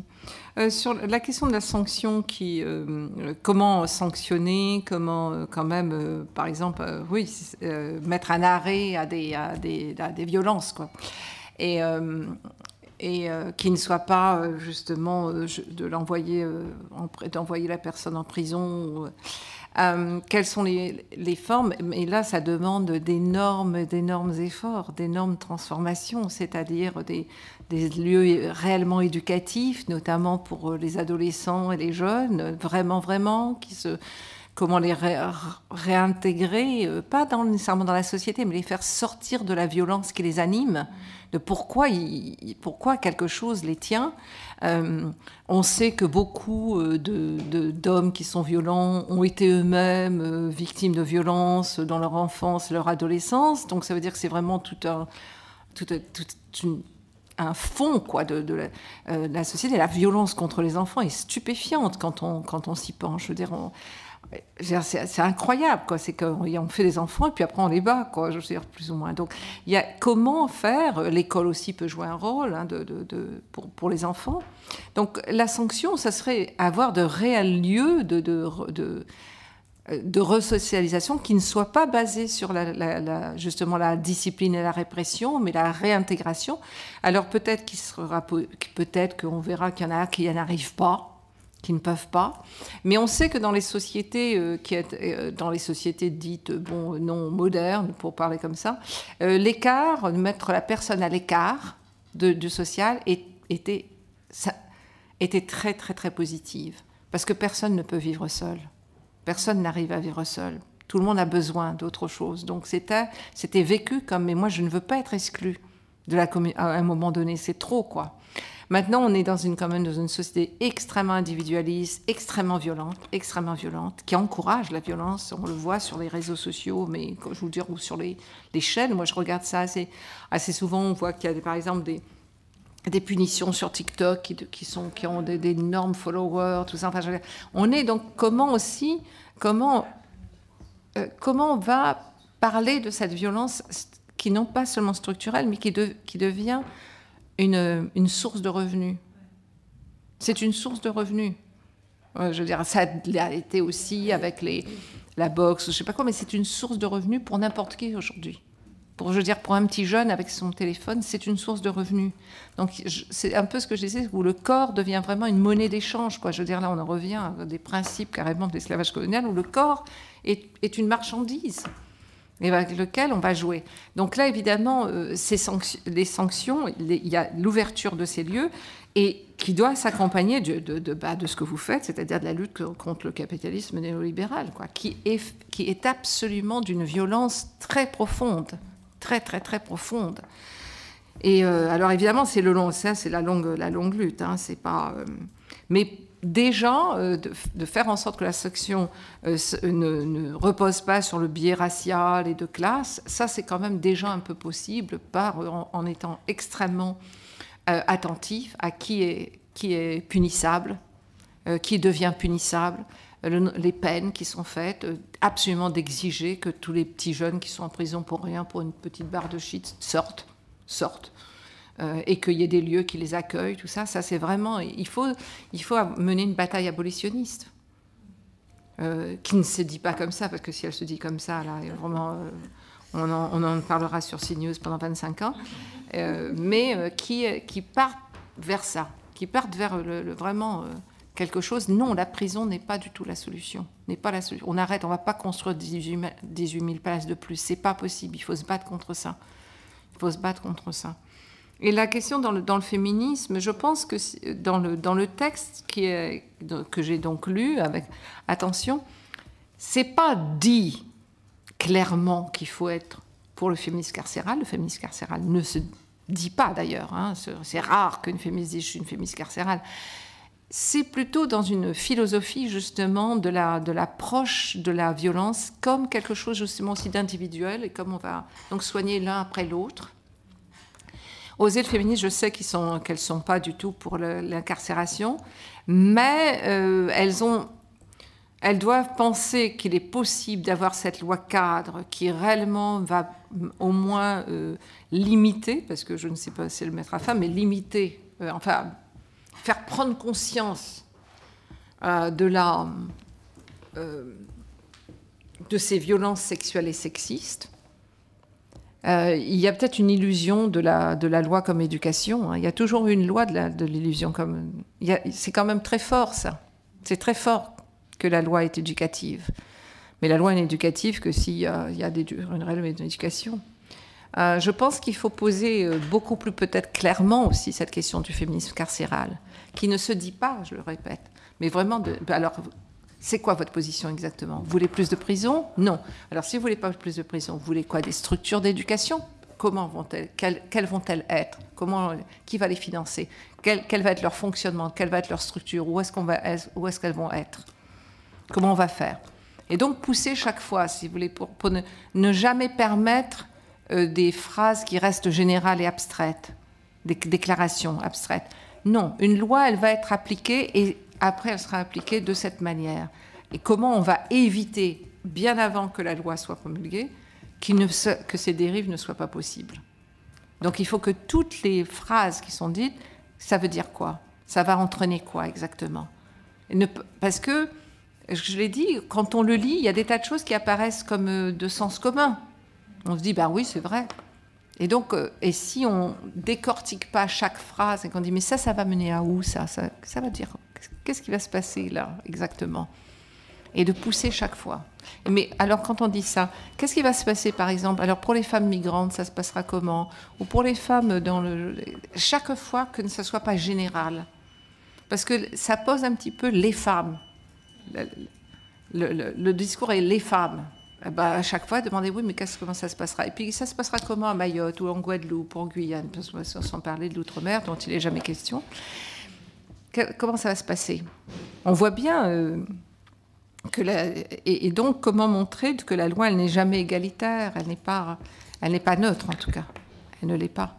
Je pense que c'est ce travail d'éducation, chaque fois, qui ne se laisse pas entraîner par oui, le fait que on est indigné, on a envie que ça s'arrête, mais et de comprendre que ça va être beaucoup plus long et plus difficile, et puis dans un contexte vraiment de grande violence en ce moment. On est quand même dans un moment de très grande violence. Ici et puis dans le monde, quoi. Ce qu'on voit quand même, comme ça agit aussi, ça. Je pense, ce contexte de violence absolument systémique. Absolument systémique. Mais je pense qu'il ne faut pas peut-être ne pas se laisser...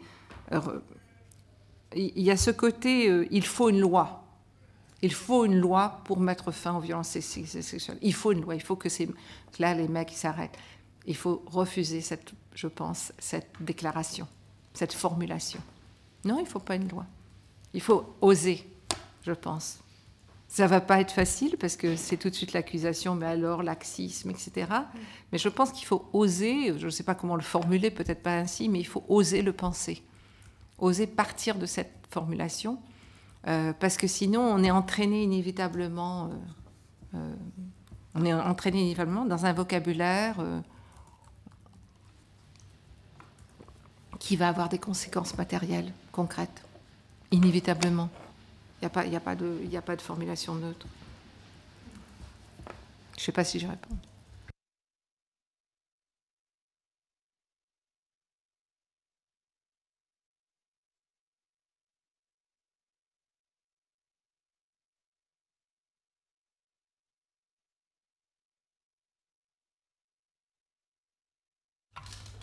Oui, merci. Vous avez évoqué la prison comme étant l'institution qui enferme, mais il y en a une autre aussi qui est l'hôpital psychiatrique. Et donc je me demandais un peu si ça rentrait, comment ça rentre aussi là-dedans, et qu'est-ce qu'on fait de cet objet qui est l'hôpital psychiatrique, et notamment des secteurs fermés, évidemment. Et donc voilà, dans quelle mesure ça rentre là-dedans.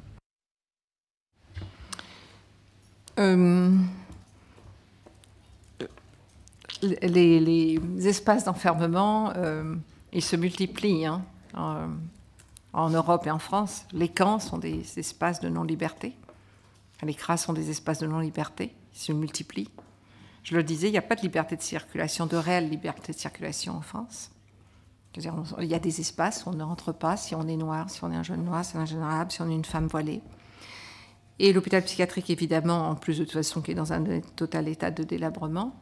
Et la question de la santé mentale est une question extrêmement importante dont la gauche doit s'emparer, enfin la gauche de rupture, parce que c'est absolument effrayant, la situation de la santé mentale, enfin de ce qu'on appelle la santé mentale, j'aime pas tellement ce terme, parce que... Mais enfin bon, bref, des gens qui ne vont pas bien, est absolument... Il n'y a pas du tout de prise en charge psychiatrique, il n'y a pas de réels soins. Les pauvres psychiatres ou les infirmiers se débattent avec trois bouts de ficelle. Et effectivement, il n'y a pas... D'abord, on sait qu'en prison, il y a beaucoup de personnes qui auraient besoin de soutien psychiatrique et qui n'en ont pas, qui ne reçoivent pas. Et on sait que le Covid a entraîné énormément de problèmes psychologiques. Et la question psychologique, la question du psychisme, en fait, la question de se sentir bien, est une question qui est renvoyée justement à des experts aujourd'hui, alors que c'est aussi une question sociale. Ça a été très important aussi à un moment donné et qui a été porté par des gens de gauche et qui devrait de nouveau être porté par des gens de gauche. La question de la santé est absolument importante, c'est absolument fondamental. Je reviens de La Réunion, j'ai passé 5 semaines, on me disait que le nombre de dépressions là-bas est tellement élevé qu'il n'y a pas de prise en charge, c'est pas possible. Il n'y a pas de possibilité de prise en charge. Donc ça veut dire que les gens ne vont pas bien. Et donc, oui, la société néolibérale est une société qui détruit le psychisme, qui fait qu'on ne va pas bien, qui fait qu'on est constamment fatigué, qu'on est constamment épuisé. L'épuisement et l'économie de l'épuisement est absolument centrale au capitalisme. De nous épuiser, quoi, d'épuiser les corps. Je ne sais pas, bon, comme vous savez, j'ai pas mal soutenu les grèves des femmes de ménage et on les écoute, elles sont constamment épuisées, physiquement et psychiquement. Et elles ont mal partout, c'est-à-dire le capitalisme abîme le corps et abîme l'esprit. Donc Oui, l'hôpital psychiatrique est une horreur, c'est absolument une horreur. Puis il y a eu un recul énorme, parce qu'il y a eu un moment de psychiatrie institutionnelle, tout ça, c'est absolument... C'est la camisole chimique maintenant. Donc oui, il y a plein d'institutions qui sont des institutions qui avaient été dénoncées, bon, Deleuze, Guattari, Foucault, mais sans passer par les grands hommes, qui ont été effectivement dénoncées comme des espaces d'enfermement. Des espaces où... de discipline au sens vraiment qui vous rend encore plus fou, quoi. Mais même, vous savez bien qu'il y a eu aussi ces choses sur l'école, hein, comme un espace d'enfermement. Enfin, moi, c'est surtout un espace de discipline. Moi, je suis absolument... enfin, quand je reprends, je me dis, mais enfin, quand même, on nous apprend à rester assis pendant des heures, en silence. C'est fort, hein, quand même. Hein. C'est fort, hein, quand même. Je veux dire, parce que les petits-enfants, encore, on leur permet de crier un peu. Mais je sais pas, moi, très rapidement, c'est... tu ne parles pas hein, dans la classe, tu ne t'agites pas. Tu restes assis, silencieusement. Oh, entre quel âge et jusqu'à... C'est quel 16 ans, c'est la fin. Et encore maintenant. Ouais, c'est quand même... c'est déjà l'apprentissage. Oui. L'école, c'est l'apprentissage de ne pas poser de questions, de pas être curieux, de tuer la curiosité. Donc tout ça, ça dépend des enseignants. Oui, bien sûr. Non, mais enfin, les enseignants sont aussi surchargés. Non, c'est pas la faute des enseignants, c'est la faute de la structure même de l'école. C'est la structure même de l'école. Moi, je sais même pas comment j'ai arrivé à je sais pas, à ne pas être, à passer un bac. Je sais même pas comment j'ai fait quand j'y repense. Vraiment, non, ce que je veux dire, effectivement, vous avez tout à fait raison de poser ces questions, l'enfermement, de la question des structures d'enfermement aujourd'hui. Le lieu de travail, tout ça.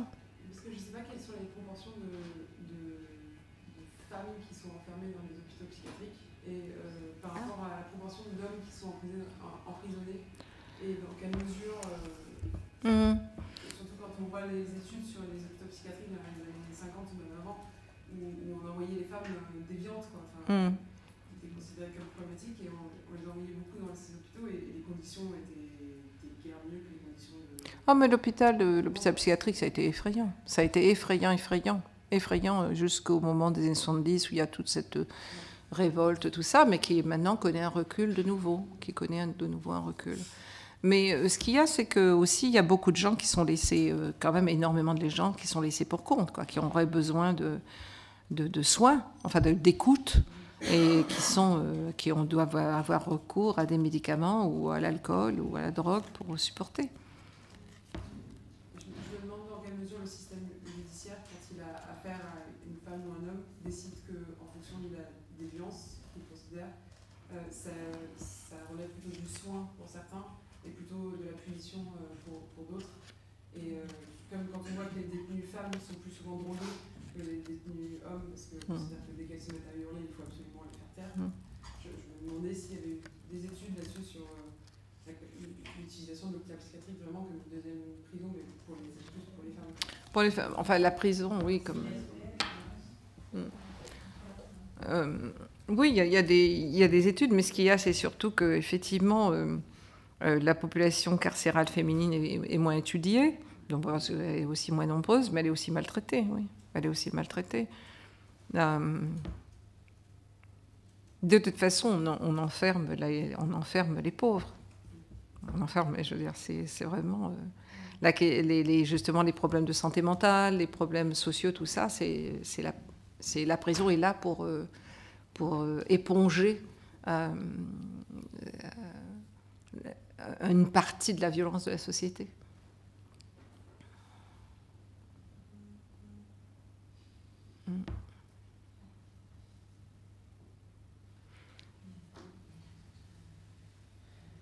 Mais dans les prisons, il faut voir, vraiment, quand je dis la prison, c'est les questions d'isolement, les questions, je veux dire, c'est absolument...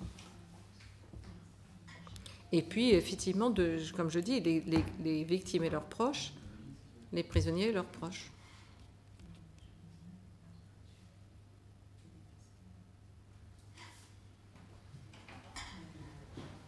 Mais je leur ai dit, c'est quand même ici, je ne sais pas, il faut s'intéresser à pourquoi un féminisme punitif et carcéral a pris autant de pouvoir. Genre, c'est pas nécessairement qu'il y a un énorme mouvement derrière au sens d'une mobilisation massive. Je ne sais pas s'il y aurait 300 000 femmes dans une manifestation de ma féminisme carcéral, mais il y a une adhésion. Il y a une adhésion idéologique à ce courant. Il y a quand même le fait que, oui, ben, bien sûr, quand même, c'est bien sûr un peu, oui, normal. Et c'est ça qu'il faut réussir à... Parce que là, il y a une bagarre sur la question du féminisme, puisque Aurore Berger, c'est une féministe. Comme chacun sait. Comme chacun sait. Enfin, elle se présente comme ça. Mais même symboliquement, le fait que la manif de novembre, il y avait des cortèges... de Némésis, et oui. Nous vivrons. Qui ont pu, oui. Ça montre, c'était impossible, ça aurait été impossible il y a quelques années, mais inimaginable, inimaginable.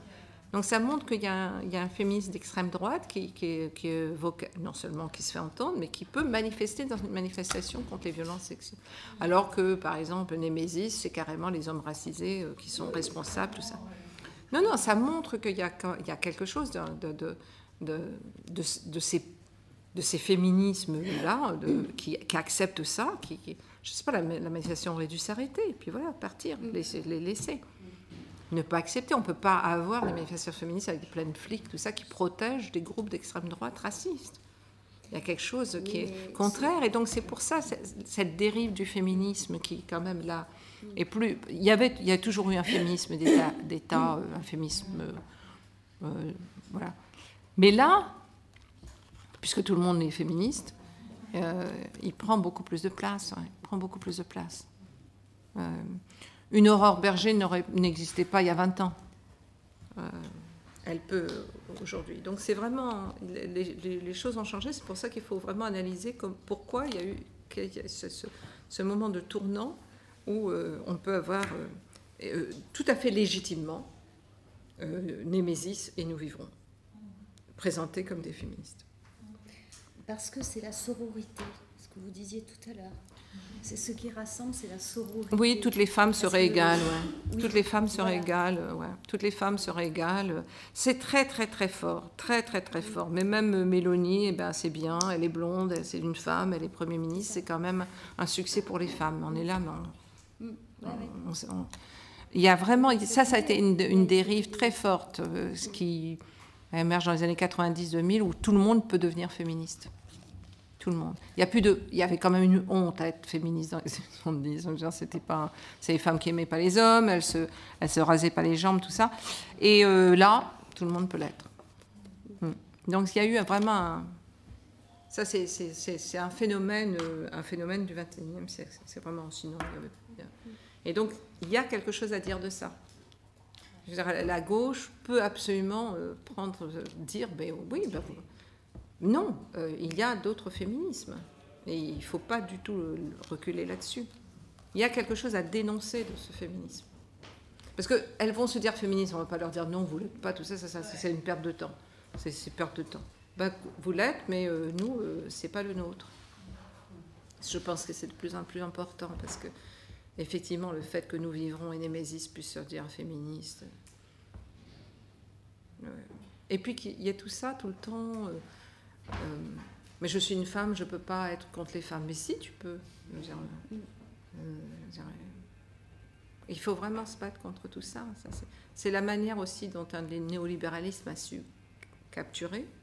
Et puis l'extrême droite, qui nous a beaucoup lu, ou en tout cas beaucoup écouté, je ne sais pas s'ils nous lisent, parce que je ne sais pas s'ils savent lire, mais qui nous a beaucoup écouté et qui a capturé des choses. Mal, mais enfin quand même.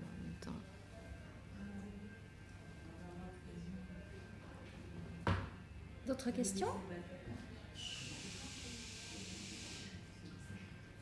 Non, tout le monde est timide. Jean-Philippe? une toute petite question qui sort un peu des enjeux carcéraux, etc. C'est une notion que vous avez, enfin, des termes que vous avez utilisés à plusieurs reprises pour essayer de comprendre un peu aussi dans cette bataille, comment dire, qui est profonde aussi, pour revenir aux principes fondamentaux. Vous dites souvent, vous avez dit à plusieurs reprises, il y a un risque dans les désirs, en fait, en voulant aussi expliquer que dans la manière qu'on a aussi de pénaliser les comportements sexuels, etc., qu'il fallait prendre en compte cette idée-là, et c'était juste pour essayer de comprendre un peu plus ce que vous entendiez par là, tout simplement. Oui, je suis un peu, si vous voulez, dans cette lignée qui ne veut pas que, je sais pas moi, que cette exigence de la transparence, que tout devrait être transparent, hein, et que tout devrait être rationnel, et l'être rationnel qui peut maîtriser toute sa vie, tout ça, qui ne donne pas du tout d'espace au fait que parfois on va faire des erreurs, ou parfois on va se tromper, ou parfois, comme s'il n'y avait pas donc d'autres choses qui nous animaient, simplement les bonnes choses. On est a priori des bonnes personnes, hein, on n'est jamais jaloux, en colère, on n'est que des bonnes personnes. Et dans les questions du désir, c'est effectivement, ça appartient à des choses tellement parfois qui nous échappent, et qui ne sont... Alors là, par exemple, il y a toutes ces explications un peu très mécaniques de l'emprise, ou je sais pas quoi, donc voilà, donc comme s'il n'y a jamais cet espace du trouble. Je sais pas, on peut penser à ce que raconte Judy Butler, mais enfin, je veux dire, c'est pas seulement elle, c'est même notre propre expérience devrait nous le dire, et donc cette exigence du propre, de la maîtrise de tout, qui est absolument, d'abord totalement illusoire, et ensuite qui fait croire justement à cette possibilité. Et quand des jeunes y croient, ou d'autres qui n'y croient pas, et qui sont confrontés tout d'un coup à un obstacle justement dans cette transparence et dans cette capacité de maîtrise, s'effondrent. Et donc jusqu'à où, effectivement, on peut rester dans ce trouble sans que ce trouble entraîne, je sais pas moi, évidemment de la cruauté, mais qu'on puisse, après tout, autoriser aussi des pratiques dans le rapport sexuel qui ne sont pas prises par la morale bourgeoise comme étant ce qu'il faudrait. Les êtres humains sont quand même libres de ça, sans être dans la totale liberté, mais cette idée de consentement qui serait qu'à tout moment, je demanderais « Es-tu consentante ? Es-tu consentant ?» Mais je veux dire, c'est une absurdité. C'est absurdité. S'il y a bien un domaine dans le monde humain, et pas du tout dans le monde animal, par exemple, si on dit ça, c'est bien ça. C'est bien le trouble de cette question de désir et de relation. Donc, ce que disait Claudia Serra, avec laquelle je suis tout à fait d'accord, c'est que cette législation empêche ça. Et on doit être capable, en tant que femme et en tant que féministe, d'admettre ça, d'admettre l'opacité, parfois, de nos désirs.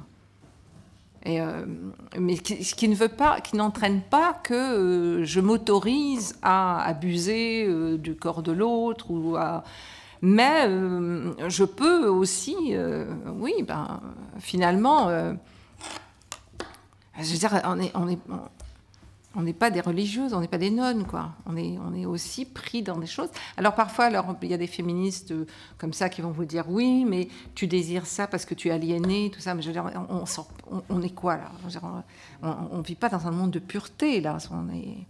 Donc comment on peut avoir cette possibilité justement de trouble et de pouvoir le vivre sans honte?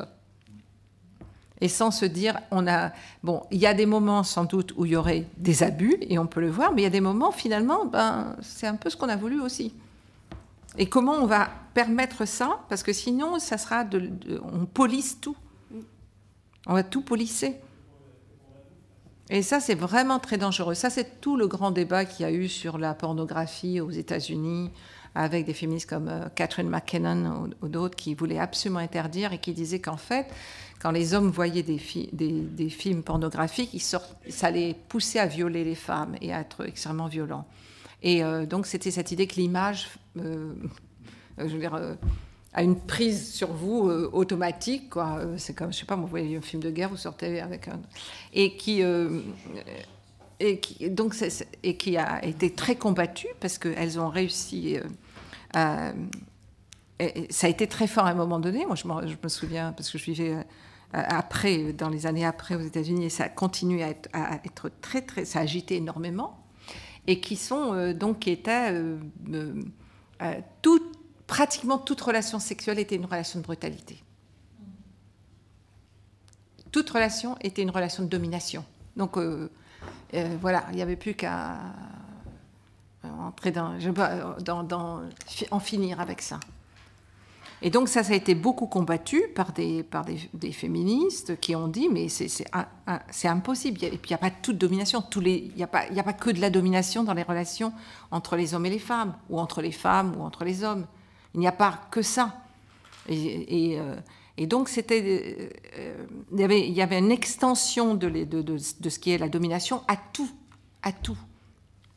Et donc ça avait aussi entraîné donc toute travailleuse du sexe était une victime, et donc il y avait évidemment, comme il y a toujours eu des histoires de trafic et d'horreur, c'était mis en avant, et ça a été très combattu. Et il y a un retour à ce moralisme aujourd'hui. Et c'est ça que Claudia Serra, dans son livre, ou d'autres, ou pour ma part aussi, combattons. Tout en luttant absolument contre l'exploitation et la dépossession. Mais c'est très important parce qu'il y a un absolu... c'est un nouvel ordre patriarcal, c'est un nouvel ordre patriarcalo-féministe. De la même manière qu'au XIXe siècle, il fallait faire comme les femmes bourgeoises, tout ça, et puis les femmes qui ne l'étaient pas, les femmes du peuple étaient considérées comme des traînées, tout ça. Il y a toujours derrière une espèce d'idée morale, moralisante. Et aujourd'hui, comme il y a une dénonciation et une visibilité plus grande des violences faites aux femmes, ça entraîne, à cause de cette idéologie qui a toujours été là, ça entraîne le fait que les hommes sont tous des brutes en puissance. Donc il faut les contenir. Et ce qui enlève aussi complètement, c'est ce que je dis aussi dans mon livre, c'est qu'il y a des violences contre les hommes. Et c'est pas les histoires de les femmes sont violentes contre les hommes, là, le truc... non, il y a des violences contre les hommes. Les violences contre les corps des travailleurs, les violences contre les corps des Noirs, des Arabes, les violences dans les prisons. Je veux dire, il y a des violences. Il y a le corps des hommes... des classes populaires, racisées, ne sont pas des corps protégés parce que ce sont des corps d'hommes. Donc il n'y a pas non plus ce côté... il y a des hommes, et je parle dans mon livre du fait qu'il y a le viol des hommes qui n'était pas pensé comme étant quelque chose... Et maintenant discuté parce qu'il est pratiquement de plus en plus utilisé dans les armées et par les armées. En Palestine, dans les prisons israéliennes, mais aussi, par exemple, à Abu Ghraib, dans les prisons irakiennes. Donc, il faut aussi étendre la question de la violence sur les corps à la manière dont des corps d'hommes aussi sont justement des marchandises, sont pensés comme des marchandises. Et dans le texte de Sayak Valencia sur le capitalisme gore, elle dit aussi que elle travaille sur la frontière Mexique-États-Unis, mais son analyse peut s'étendre à tout, c'est-à-dire ce qui est offert à des jeunes hommes dans cette société néolibérale de consumérisme effréné, tout ça, c'est pour avoir accès à ça, pour avoir accès à un peu de ce consumérisme, tu dois tuer. Et tu dois te montrer capable de tuer. C'est ça qui fera de toi un homme. Et tu dois être capable de... Et donc, après, ton espérance de vie, ça va être de 25 ans, mais dans ce moment-là, tu auras vécu ça. Tu auras aussi peut-être une voiture, enfin, ce qui est présenté, comme le disait un président, de réussir avec une Rolex à 50 ans. Je veux dire, l'idéologie, les hommes sont aussi victimes d'une idéologie de la masculinité et de la réussite, qui doit faire partie aussi de leur libération. Et ce féminisme, souvent, ce féminisme punitif, ne prend pas cela en compte. ne prend pas en compte la question des petits garçons, des jeunes ados, tout ça. Bon, et je ne parle pas nécessairement des jeunes ados gays ou trans, je parle aussi des jeunes hommes cis, quoi. C'est-à-dire, cette question, c'est qu'est-ce qui est offert à un homme dans cette société pour être un homme, pour devenir, c'est quoi être un homme? Et donc ce féminisme ne tient pas, n'en parle pas. Pour moi, c'est aussi un problème, ça. Et pour autant, je suis tout à fait consciente qu'effectivement, les hommes peuvent être très violents.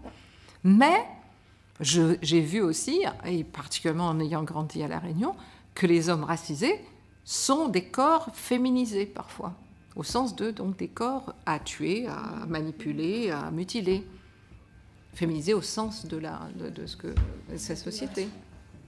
Et que ce que je dis souvent, c'est qu'un patriarche racisé peut être un tyran chez lui, mais absolument un tyran, et je dirais ses filles et sa femme n'en peuvent plus. Quand il sort, c'est un noir, c'est un arabe, c'est un musulman. Et donc, même le patriarcat ne peut pas être parlé de manière universelle, comme si toutes les patriarches étaient au même... je parle de la France, mais même, par exemple, après, dans des pays du Sud, ça va être des questions de classe. Il n'y a qu'à se balader dans le Sud pour voir, d'un côté, les grandes bourgeoisies, et de l'autre côté, les petits gars qui sont là à fouiller et qui se révoltent. Donc, même dans ce féminisme n'interroge plus, parce qu'il y a eu un féministe ce féministe, de toute façon, ce courant féministe, n'a jamais interrogé la question de la féminité, de la masculinité, telles qu'elles sont proposées par la société. Juste une remarque, mais c'est une discussion qui peut s'élargir. Sur le... Ah oui, c'est sur ce qui m'interroge, en fait, c'est la différence d'échelle des discussions et des analyses. Parce que le discours sur le fait que on n'est plus libre, ou c'est plus... Enfin, où tous les actes humains, notamment la question du désir, etc., sont codifiés, etc., c'est aussi un discours réactionnaire, en fait, de l'extrême droite. Et c'est ça qui est problématique, c'est-à-dire comment contrer ce discours-là, qui en gros explique justement les féministes on ne peut plus être des hommes, etc., parce que on peut plus draguer, etc. Donc c'est quand même j'ai l'impression qu'en fait l'échelle est différente des débats qu'on a dans le mouvement féministe, justement, de critique d'une vision essentialiste, et on a eu l'occasion d'avoir des auditions où on a eu l'impression qu'en fait tout rapport effectivement sexuel était en fait une violence, et que la question en fait posait problème. Donc ça, c'est des débats qui existent, et une tendance un peu, en tout cas, à généraliser la question de la violence, parce qu'en fait c'est devenu le sujet de lutte et de combat autour des violences faites aux femmes, et du coup tout est violence dans la condition femme, entre guillemets, dans le système actuel, d'une part, mais l'échelle à laquelle se diffuse l'offensive réactionnaire, justement, en fait, en instrumentalisant le féminisme, et en disant en gros, d'une part de manière raciste par l'extrême droite, mais aussi sur on ne peut plus rien dire, un peu de la même manière qu'il y a l'offensive réactionnaire sur le mouvement antiraciste, en disant en gros on ne peut plus rien dire, on ne peut plus être des hommes, mais avec l'idée que être des hommes, c'est être dominant, etc.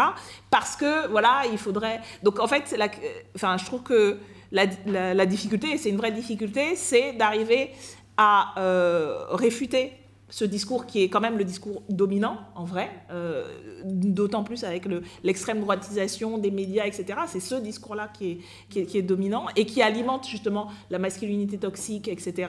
Et la vision être un homme, c'est être... contrecarrer en fait la tendance qu'il peut y avoir à l'absolutisme un peu d'un certain féminisme. Enfin voilà, c'est juste une réflexion de...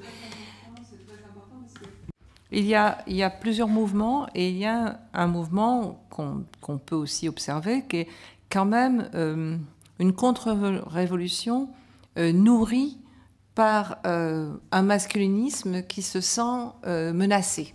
Javier Milei, Trump, je ne sais pas qui est en France, mais enfin des gars d'extrême droite, là, je veux dire, tout est sur la force, tout ça. Une haine, je veux dire, c'est quand même une majorité de jeunes hommes qui ont voté pour Millet. Donc, c'est pour ça que je parlais de cette question de masculinité, de retravailler aussi ça, parce que Millet, par exemple, ou Trump, offre une certaine masculinité, notamment à des jeunes hommes ou des hommes, et qui est bon simple. Hein, c'est voilà, on nous empêche tout, on peut plus rien dire, on n'a plus le droit de faire quoi que ce soit.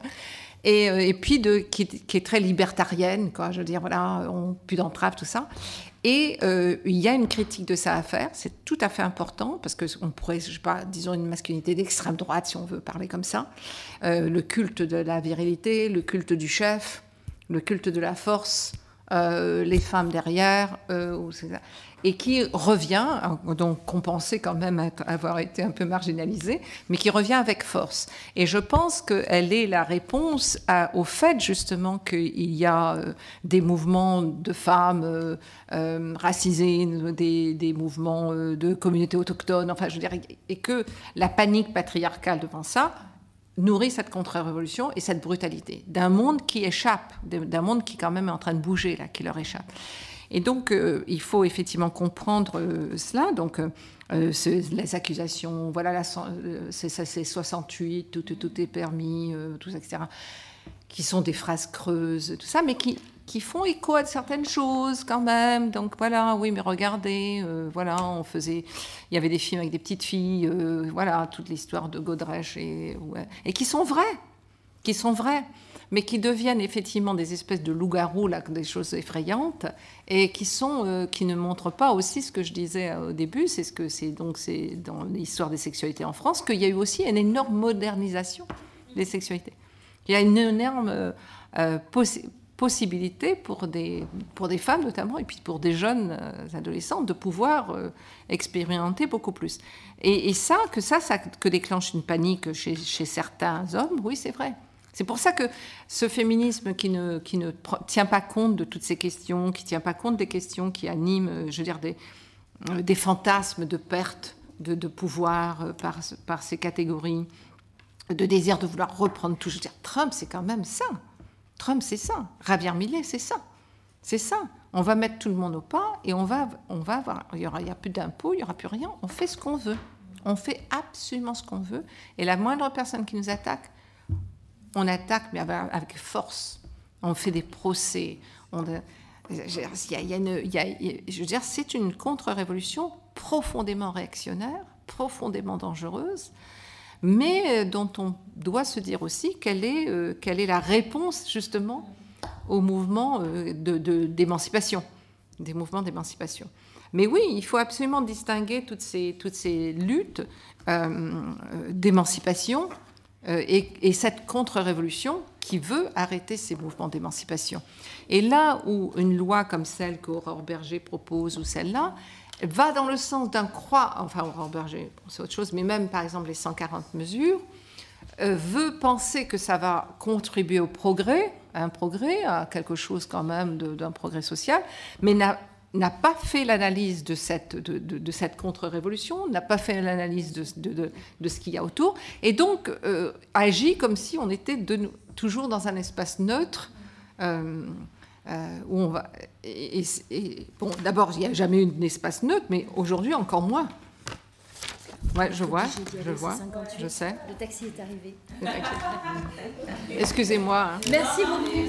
Merci beaucoup.